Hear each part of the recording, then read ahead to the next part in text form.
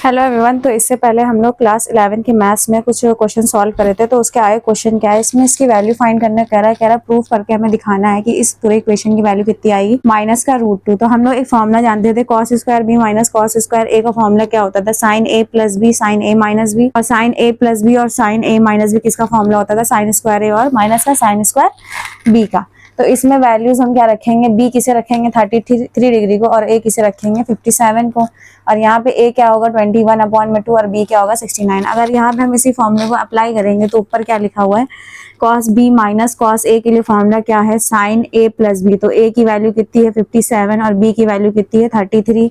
फिर वैल्यू क्या है साइन ए माइनस बी, तो ए की वैल्यू कितनी है 57 माइनस बी की वैल्यू कितनी है 33। अपॉन में क्या आ जाएगा साइन ए प्लस बी, तो ए की वैल्यू कितनी है यहाँ पे 21/2 प्लस 69/2। फिर उसके बाद साइन ए माइनस बी करेंगे तो साइन 21/2 माइनस 69 क्या हो जाएगा 2 हो जाएगा यहाँ पे। इसके आगे जब हम सॉल्व करेंगे तो साइन, जब इसमें ऐड करेंगे तो साइन ये कितने की वैल्यू हो जाएगी 90 की, और ये साइन क्या हो जाएगा 24। अपॉन में क्या आ जाएगा यहाँ पे, इसको ऐड करने पे जब इन इक्वेशन को ऐड करेंगे तो यहाँ पे अपॉन में क्या हो जाएगा 2, और यहाँ पे क्या हो जाएगा साइन माइनस का 48 अपॉन में क्या हो जाएगा। इसको सॉल्व करेंगे तो 24 टाइम्स में जाएगा, और इसको सॉल्व करेंगे तो कितनी बार में जाएगा 45। साइन 90 की वैल्यू हम लोग जानते कितनी होती है 1, तो यहाँ पे आ जाएगा 1 इंटू में साइन 24 की वैल्यू हमें नहीं पता है तो इसे 24 ही लिख देंगे। अपॉन में साइन 45 की वैल्यू क्या होती है 1/√2। अब हम जानते हैं अगर साइन में कभी भी एंगल माइनस का होता है वो बाहर निकल के क्या होता है माइनस का साइन थीटा हो जाता है, और कॉस में ही एंगल अगर माइनस का होता है तो उसमें क्या होता है वो माइनस बाहर नहीं आता है, माइनस एक तरह समझिए कॉस कैंसिल कर देता है। 1/√2 तो माइनस बाहर आ जाएगा क्योंकि बताया कि माइनस क्या आ जाता है बाहर आ जाता है। तो साइन 24 की वैल्यू ऐसे ही रख देंगे, साइन 24 ऐसे ही रहेगा, साइन 24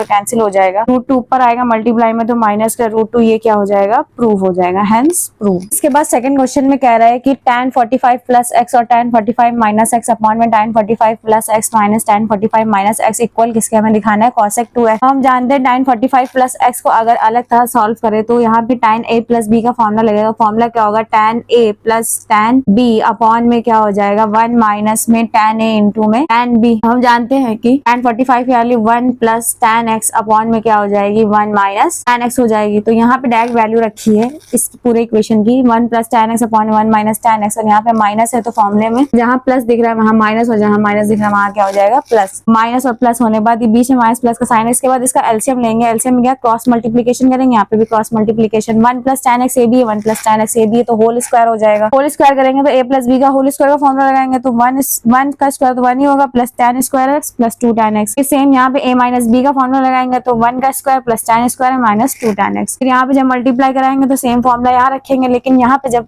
सॉल्व करेंगे तो इसमें क्या होगा ये पूरी वैल्यू में ये इस तरह से वैल्यू लिखी जाएगी जैसी ऊपर लिखी गई है, लेकिन यहाँ माइनस का अंदर जब मल्टीप्लाई करा देंगे तो जहाँ प्लस दिख रहा है वहाँ माइनस, और जहाँ माइनस दिख रहा है वहाँ क्या हो जाएगा प्लस हो जाएगा। इसके बाद 2 tan x से 2 tan x कैंसिल हो जाएगा, और यहाँ पे भी क्या कैंसिल हो जाएगा 1 से 1 कैंसिल हो जाएगा, और tan स्क्वायर x से tan स्क्वायर x कैंसिल हो जाएगा। तो 1 प्लस 1 कितना हो जाएगा 2, और tan स्क्वायर x को ऐड करेंगे तो कितना हो जाएगा 2 tan स्क्वायर x।